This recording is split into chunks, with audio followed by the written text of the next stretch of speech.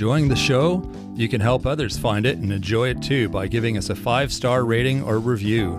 If you feel like reaching out to us with a question or comment, you can send us an email at mywifetherd@gmail.com. And don't forget to visit our website at mywifethedietitian.com, as well as our social media pages. We're on Facebook, Instagram, and YouTube. Enjoy the show.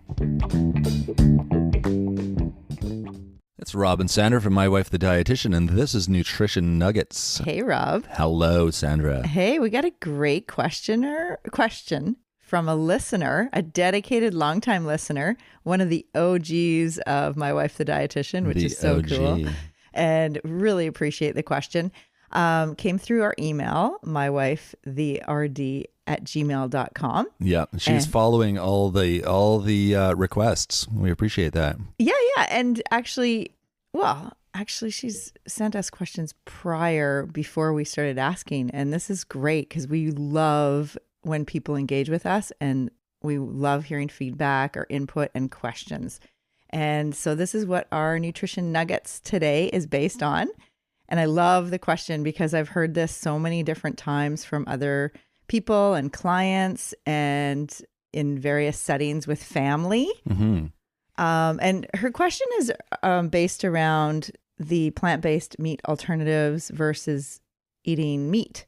And there's so many different nuances that come up in this question. And so we're probably we'll address her specific question, but this is so much more than a nutrition nugget. So we're going to do a whole episode on some of the other, the pros and cons of vegan versus eating meat and all that, because there's just so much. It could be a whole series, really. There's just so many different angles you could look at this from, and pros and cons of both. And yeah, there's a lot to discuss. Yeah. Well, it's becoming very political and environmental, and there's so much more to it. So anyways, it's a great question. And basically, she mentioned that she's tried the ground round, which is like a plant-based meat alternative. One in Canada that's, I think the brand is Eve's. We actually have it right in front of us because we use it sometimes too. Exactly. We talk about it a bit too. So yeah. We've been using it for probably at least 2 decades. It's been around. Yeah, I think you're right. Yeah. So it's not like a new kid on the block or anything. No. It's one of the OG with the plant-based meat replacements. Exactly. Yeah. That's right. Yeah. And I think in her meals, she used it for Greek meatloaf and tacos, and that the family is enjoying it. And I'm not quite sure if they know what it is or if they think it's meat. That's like my trick. I like to do that and sneak it in, and the hardcore meat eaters. And I'm like, you're eating like tofu, right? But yeah, they're enjoying it, and you can tell. So that's good, whether they know or not. It's good that they're enjoying it. So that's a win. Yeah, absolutely. And I'm glad you mentioned tofu because it is made with this same thing that tofu is made out of. The main ingredients are soy and wheat, with the veggie ground round. Right. So what's the question? So the question, she states that she knows it's healthier than ground beef or ground turkey, but it does seem very processed. And can you comment? Because she doesn't want to trade the downsides of meat for chemicals. This is such a great question, and it's something I hear over and over again, and this is awesome. I really, really appreciate this question. There's a lot in this because, okay, for one thing, when you mentioned I know it's healthier than ground beef or ground turkey, I want to actually talk about that. Is it healthier? Is that an assumption? Just because it's plant-based, we assume it's healthier? That's exactly the point. Okay. Yeah, that's right. I would assume it's healthier too. Right. Yeah, I think probably most people do. I think so. And especially our younger generation, where there's a lot of, especially girls, like teenage girls are becoming vegetarian, and they hear that, plant-based eating's healthier. And we should all go plant-based for the environment. It's ethical. Like it feels like it's better for the animals because we're not slaughtering animals and all that.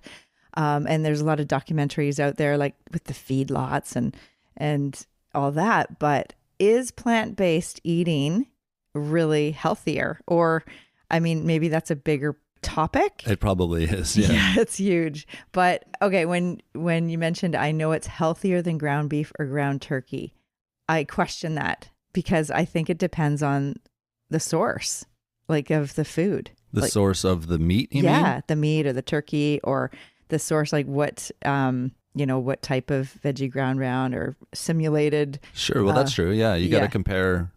Yeah. There's different versions of each product. Yeah. And I think the narrative in our, in social media and just kind of in the nutrition world, not even nutrition, just in the world, is plant-based is healthier. Yeah, exactly. That is definitely a theme that I hear.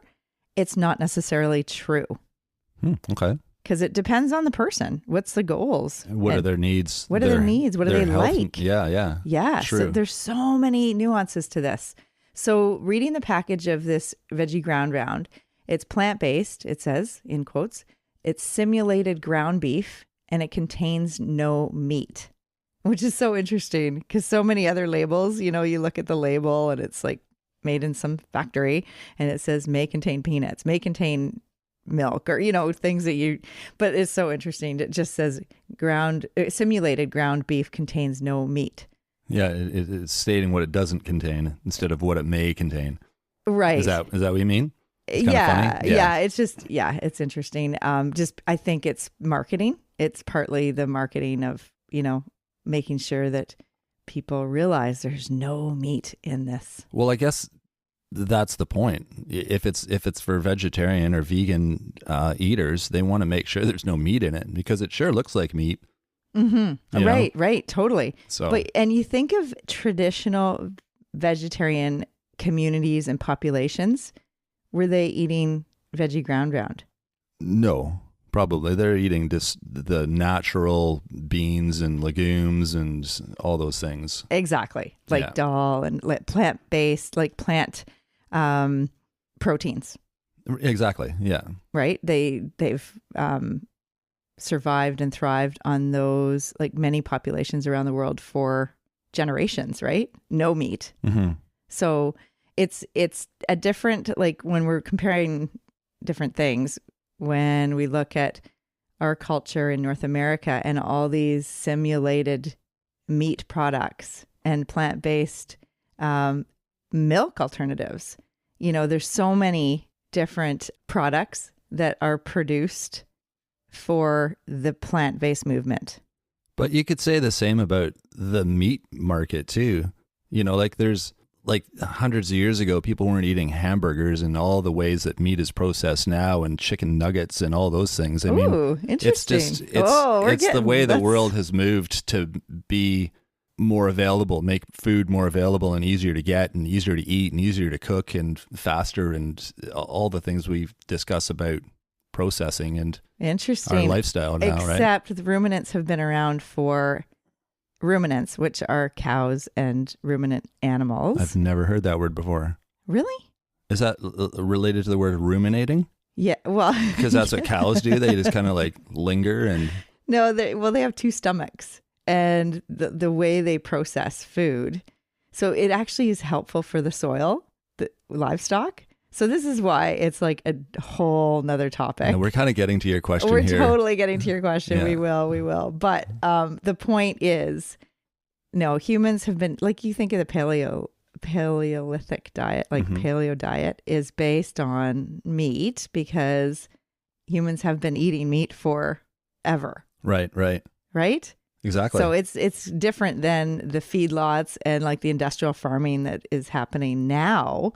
But yeah, anyways, so because animal protein is really nutritious, like it does have like so many important vitamins and minerals that it's hard to get through eating only plants. So if you're strictly vegan, it's more challenging to get your nutrition.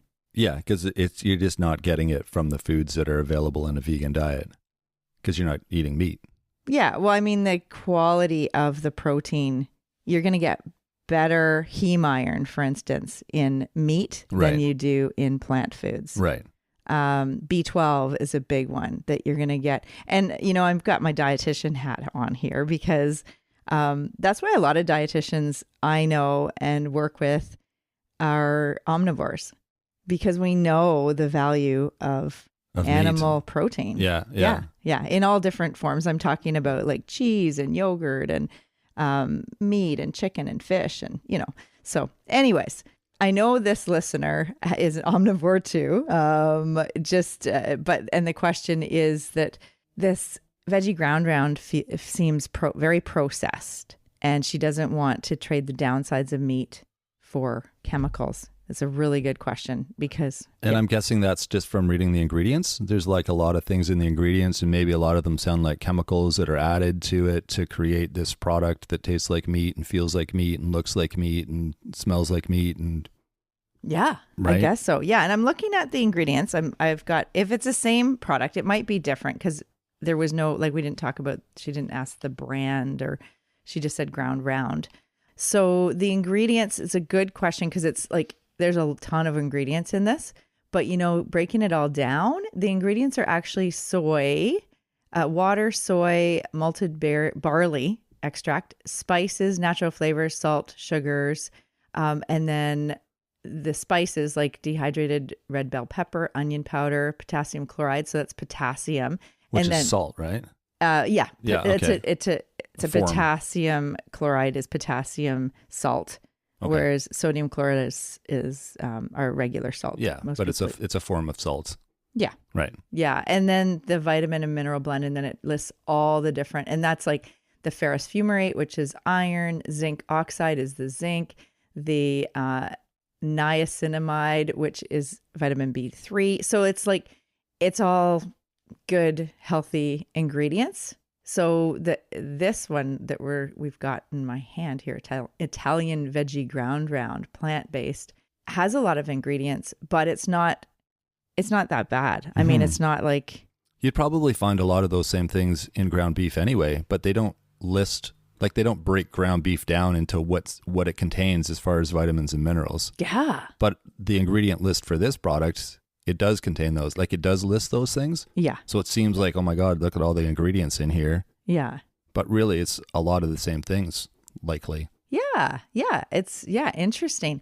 So we should do a quick like pro and con of the veggie ground round. How about that? Okay. Okay. So just to clarify, that isn't really full of chemicals then. No.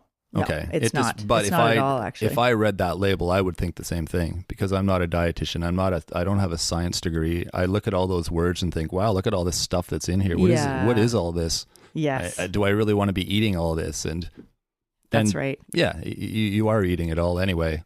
They use fancy they've chemical had to, names and they've had to list it all out on the ingredient list. One other thing I've noticed too, and this is just another sort of point that we can mention. The ingredient lists on products have changed recently. I don't know how recently, but I've noticed that, say, a product like, say, potato chips. It used to say potatoes, probably some kind of oil, and then it would say seasonings. So that would be the ingredients. So you'd have those three things. And now they break down every item.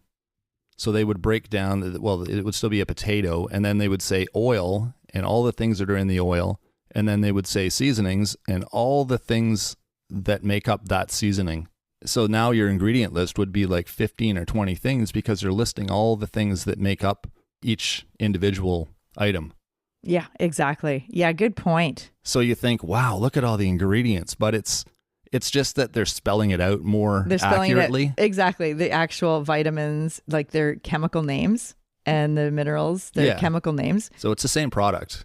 Yeah. It's the same ingredients. It's just listed a little more with a bit more detail than it used to be. Yeah, absolutely. And that actually is a really good point because with talking to a recent guest, Bonnie Tobe-Dix, in episode 124, we talked all about one of the questions was, are foods with more than 5 ingredients really that unhealthy? Mm-hmm. Do you remember? Yeah. Yeah. It depends what the ingredients are. Yeah. Right? Yeah, exactly. And so looking at this veggie ground round, it's actually not full of chemicals at all. So with the listener question, saying, that don't want to trade the downsides of meat for chemicals, and it looks to be very processed.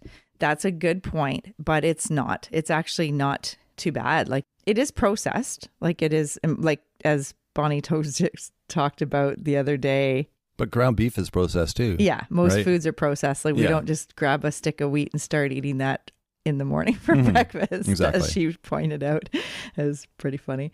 But yeah, so the pros and cons of veggie ground round. A big pro in our household that we use it for is it's super easy, like for like it's a convenient food almost.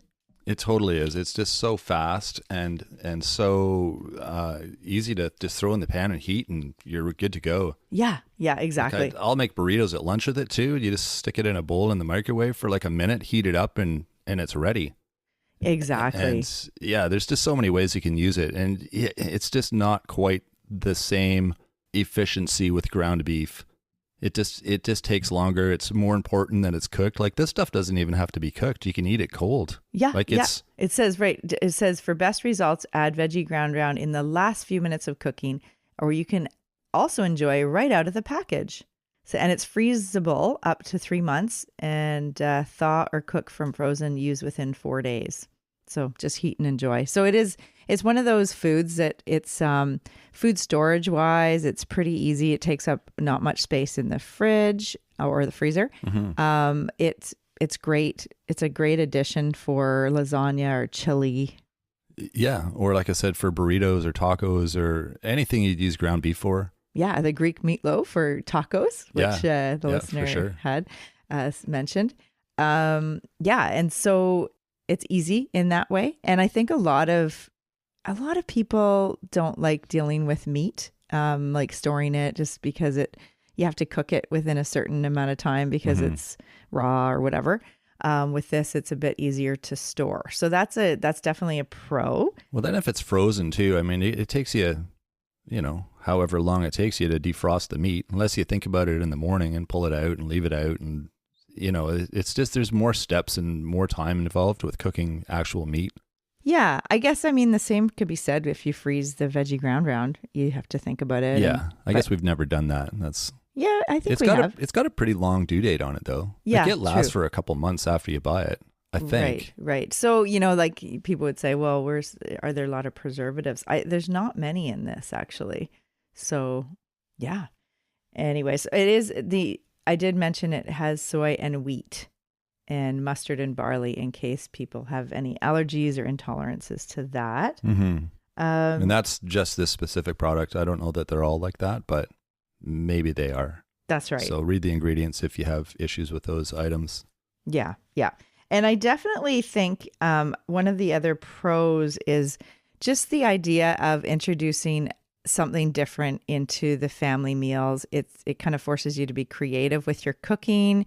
It gets the family members to be a little bit more receptive to new things. Exactly. Yeah. Exactly. I think that's really important, especially in families with picky eaters, or maybe they've been picky when they were younger, and it's just really good to have more variety and diversity for options as they get older. Mm-hmm. So if our world is, being like, if the trend is more plant-based, then it's probably good to try to introduce these kind of different products at home, and then they will get used to their flavor and they'll figure out if they like them or don't like them, because it's a little bit different texture and flavor than meat. I don't notice it in a meal. If I eat it straight up, I notice that it's a little different. But if it's all mixed into a lasagna or a chili or something like that, I don't really notice the difference. Yeah. And so the other comparison is cost. I do think it's a little bit more cost effective to get the veggie ground round versus the ground beef. The ground beef, especially if you're buying a good quality ground beef. And it really depends. It depends on a lot of things, the cost, but the quality of the ingredients is a big part of it, of the considerations. Mm-hmm. Yeah, I think a pack of that stuff it's like $3 or $4, or maybe it's like $4 now. Right. Things have gone up, but it's pretty reasonable. And one package makes a pot of chili or makes a lasagna, or it feeds a family of 4 if you use it in a sauce or something like that. Yeah, absolutely. It goes a long way. And you can actually use this. And then like if you're trying to get more protein in the family's diet that are kind of plant-based proteins or even animal protein, some people have used the veggie ground round in addition to beef in a meal. Like you don't have to do one or the other. I was going to think that. Yeah. Yeah. I was going to think that. I was thinking that. You're going to say Yeah, it. I did think that. Yeah. The other thing is you could use veggie ground round and you can add lentils. True. So you can add protein in like, so that you're getting a bit more fiber. And there's fiber in these plant-based alternatives because that's the one thing. There's no fiber in animal products. That's true. There is saturated fat and cholesterol in beef and meat, which has been super demonized over the years as like all the problems with, heart health and but yeah, that's a whole nother episode that we'll talk about all those issues. Okay. So just reading the package, you get 10 grams of protein in a third of a cup. Or 60 gram amount. So it's about as similar to a beef patty. Okay. Yeah. Yeah. And then there's a little bit, they're not full of carbohydrates, but it's not at all. Actually, there's only 5 grams of carbohydrates in a 60 gram amount of the veggie ground round and 3 grams of fiber. Yeah. So that's pretty decent stats. Yeah. And I think a lot of people say, oh, they're just loaded with sugar and salt. Well, this is 1 gram of sugar per third of a cup of the veggie ground round. So hardly any sugar. And the sodium is 11% of the daily value or 260 milligrams of sodium in a third of a cup. So it's not in the red light. Like over 15, right? Yeah, is the red light. Exactly. Yeah. It's not low. It's not low sodium. It's a medium. Medium sodium. Yeah. Yeah. And beef has got some natural salt too and sodium. Yeah. And you're probably going to spice it anyway, so you're adding salt to it. This one I find it's good to go because it's you can get a natural version of this. This one's flavored, which we like the flavor of it. It's Italian seasoning or something like that, but they do have a natural one. So it'd be interesting to see what those numbers are on the natural package. And the ingredients too might be a lot different if they don't have all the spices added. Exactly. Yeah. All right. Yeah. Because I think the kind of general perception out there, I think a third of the population in North America actually have some sort of plant-based alternatives in their fridge, like milk, these veggie ground round and other kind of tofu based, or they could be a pea based, like some of the ingredients for the plant-based alternatives are could be peas or wheat or soy, could be mushrooms. Oh, yeah.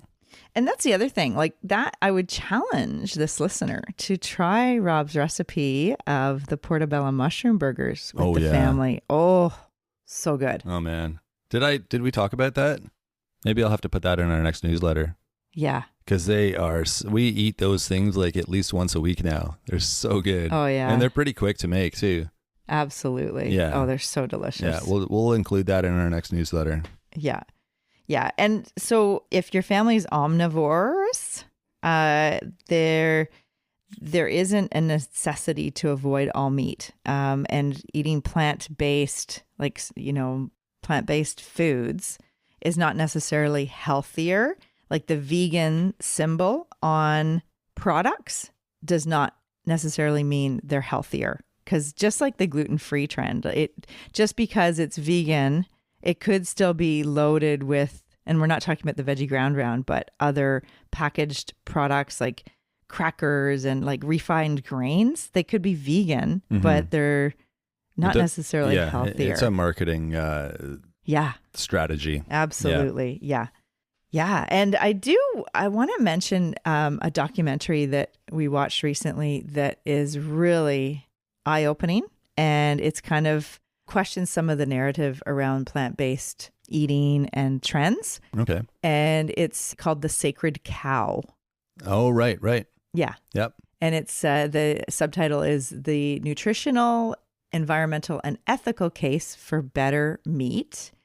And it was produced by and developed and created by Diana Rogers, who's a dietitian, who's a real food nutritionist and a sustainability advocate. And she's the executive director of Global Food Justice. And the case for raising and eating farm animals in a sustainable way. Is that on Netflix or? Yeah. Okay. Yeah, Netflix and Prime, I believe, and some of the other. Just search it up and it's out there though. The Sacred Cow.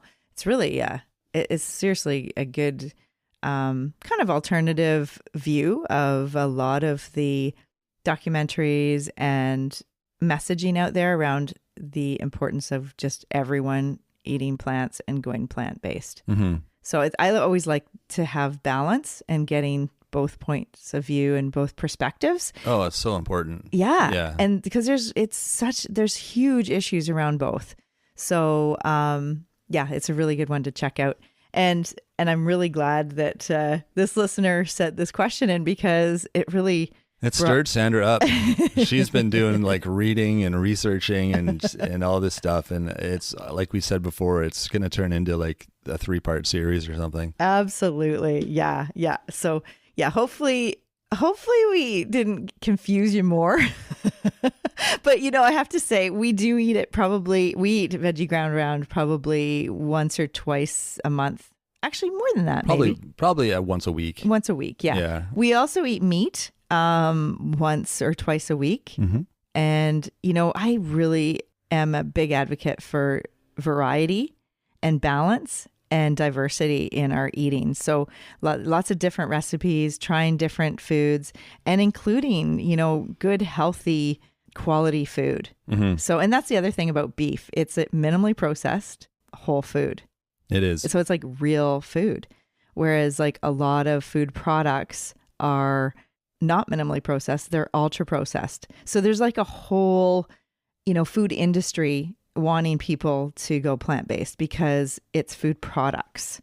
So that's why I mentioned about traditionally the populations who are vegetarian and vegan who have been eating that way for generations. They weren't eating food products. They were eating legumes. Yeah, just straight up food. Yeah, nuts and seeds, legumes, tofu, mm-hmm. soy products, so soy foods. So anyways, lots to think about, lots to consider, but I suggest continue with using the veggie ground round once in a while. It's not one or the other either. No. You can have beef one night and have veggie ground round another night. Like it doesn't have to be one replacing the other. Exactly. So. Yeah.